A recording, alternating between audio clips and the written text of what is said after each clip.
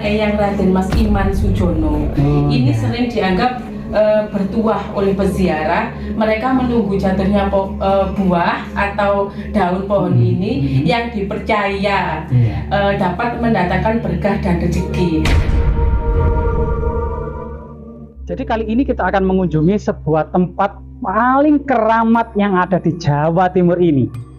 Jadi sebuah tempat yang syarat akan historis dan sebuah akulturasi ya, serta toleransi antar berbagai etnik, budaya, dan agama. Dan ini memiliki sebuah jejak historis serta jejak keramat yang sangat luar biasa sekali. Kita saat ini berada di Pasarean Gunung Kawi. Masyarakat lebih mengenalnya. Terletak di Desa Wonosari, Kecamatan Wonosari, Kabupaten Malang, Jawa Timur. Dan hal ini perlu dan sangat-sangat penting untuk kita lakukan eksplorasi dan edukasi tentunya.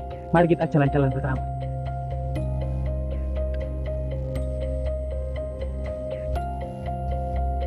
Jadi beberapa artikel ilmiah sebenarnya lokasi ziarah atau Pasarean Gunung Kawi ini dalam historisnya, tinjauan sejarah itu mulai dibuka tahun 1871, yaitu setelah mangkatnya Raden Mas Suryo Kusumo atau yang dikenal dengan Eyang Jugo. Eyang Jugo ini juga diduga merupakan dari mantan senapati Pangeran Diponegoro.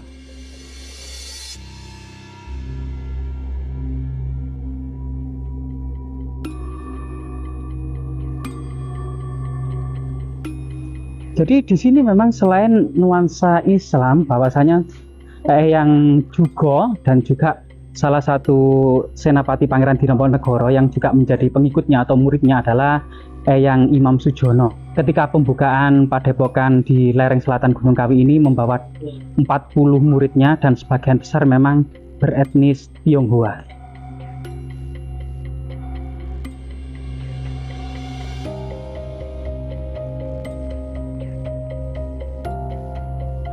Sejak tahun 1931 inilah kemudian yang dirintis pembangunan jalan-jalannya oleh Takian ini, seorang etnis Tionghoa ya, yang kemudian juga banyak sekali para peziarah bermalam hingga 1 minggu hingga 2 minggu, yang kebanyakan mereka juga etnis Tionghoa. Dan dalam perkembangannya sejak tahun 90-an hingga saat ini juga banyak sekali umat Islam yang berziarah di sini.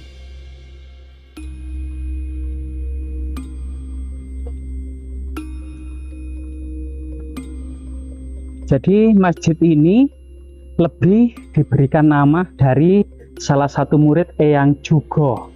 Ya, kalau Eyang Jugo tadi nama aslinya adalah Raden Mas Suryo Kusumo atau yang dikenal dengan juga Kiai Zakaria II.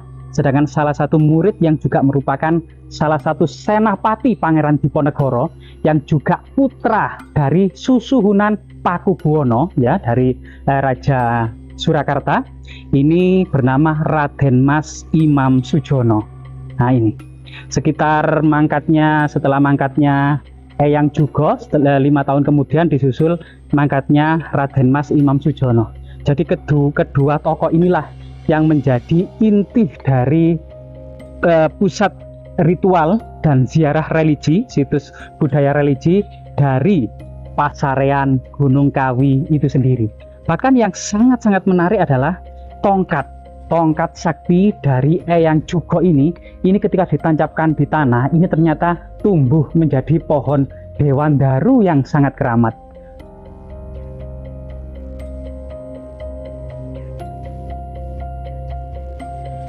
Niki mboten kali mawon pun. Iya namanya mboten sabu. Iki dinyaman tujuan Pak Jero khusus Mbak. Tujuane jenengan napa? Oh, nggih. Ampun. Enggal sithik niku, sampun. Oh, menyan pinten? Sedoso ping apik miyane. Sedoso.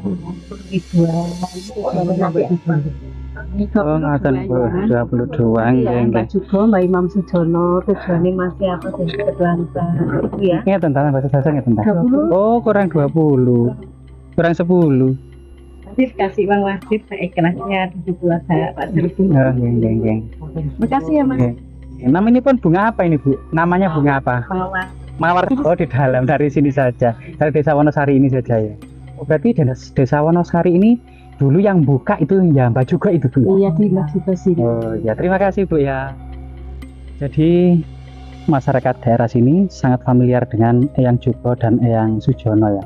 Dan ini memang merupakan makam utama dari Pasarean Gunung Kawi ini.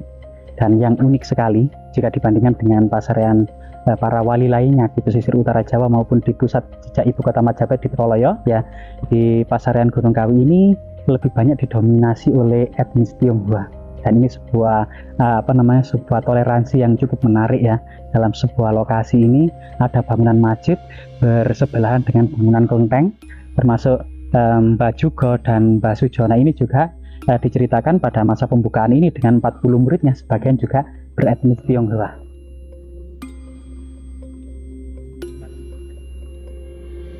Yang lisan Jawa yang ada di depan kampung ini, Mas. Gambudi. Yang kalau tidak salah yang atas itu Pasarean Kawi, yang bawah itu kayak Aruming gitu. Aruming Kusumo Jumujeng Jagat. Aruming Kusumo Jumujeng Jagat. Jumujeng Jagat. Jumujeng Jagat.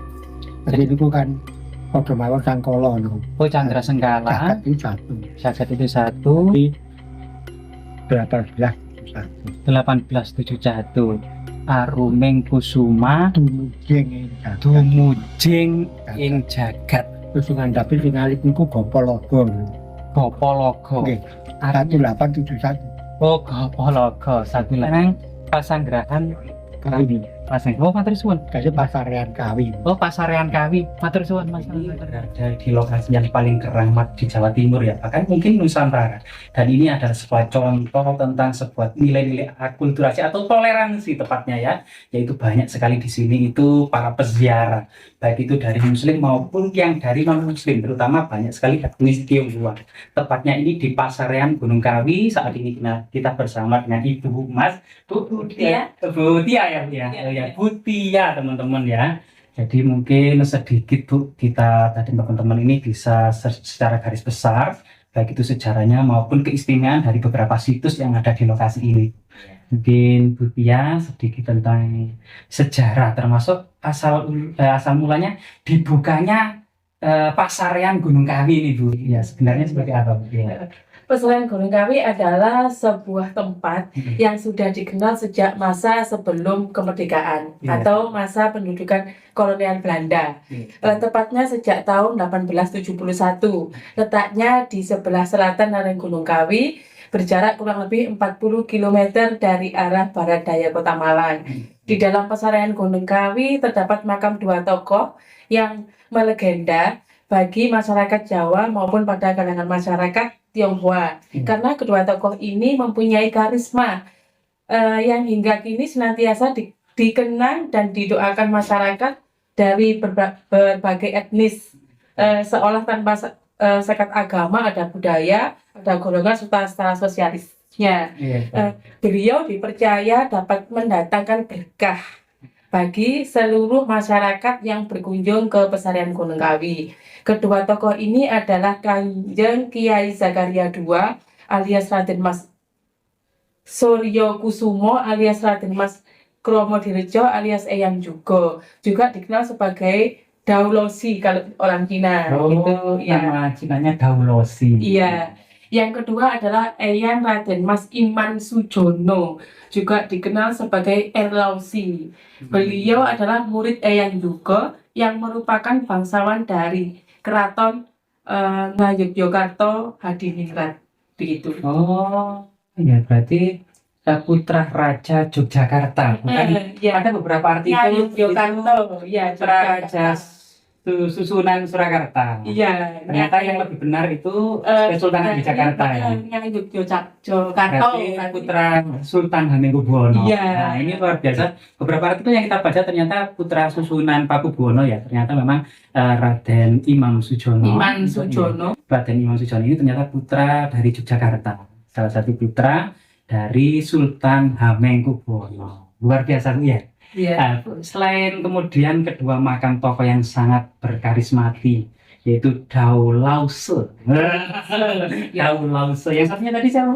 Yang Mbak Imam Sujono tadi? Erlause. Erlause, Dao Lause dan Erlause. Nah, ini adalah panggilan bagi orang Tionghoa ya.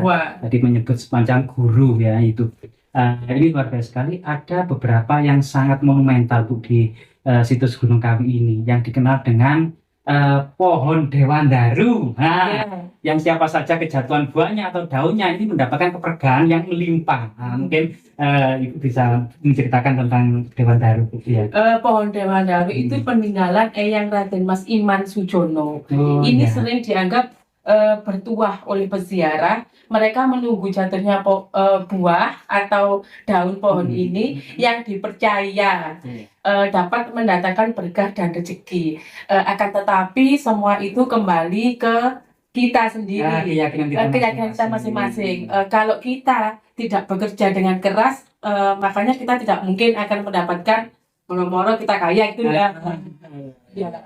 Cuma begitu saja. Dapat warisan. Ya, Ya, luar biasa ya. Nah, selain pohon keramat Dewandaru ya, ini ada juga tuh beberapa gentong yang dipercaya sebagai air zam-zam. ya. Nah, ini seperti apa sejarahnya? Itu guci air Eyang Jugo. Guci peninggalan Eyang Jugo ini diboyong ke Gunung Kawi oleh Eyang Raden Mas Iman Sujono dan dipercaya dapat digunakan untuk mengobati orang yang sakit. Dan sampai saat ini karomahnya masih ada. Luar biasa sekali. Jadi tempat ini sangat keramat nih teman-teman ya.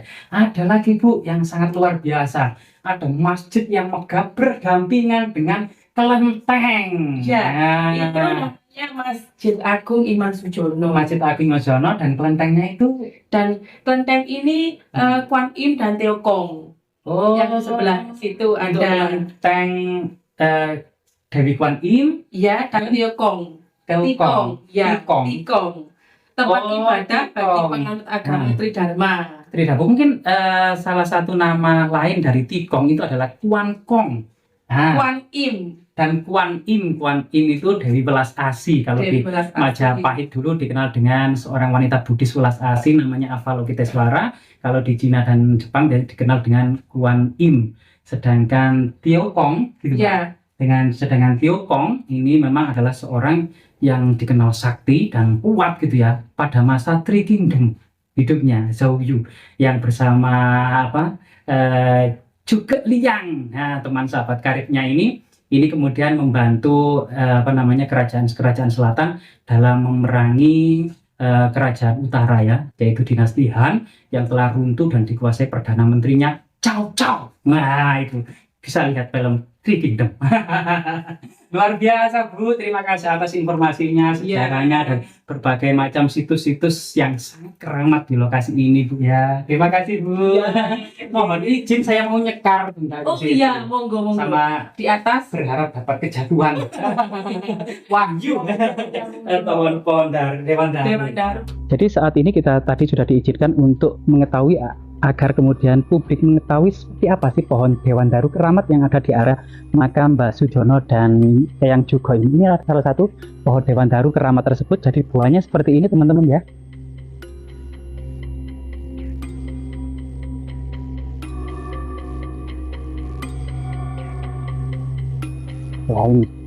Nah ini warnanya merah-merah dan oranye-oranye. Nah ini dipercaya kalau kita duduk di bawahnya kejatuhan, ini ada semacam kepercayaan mendapatkan berkah atau rezeki yang melimpah dan luar biasa sekali ya teman-teman.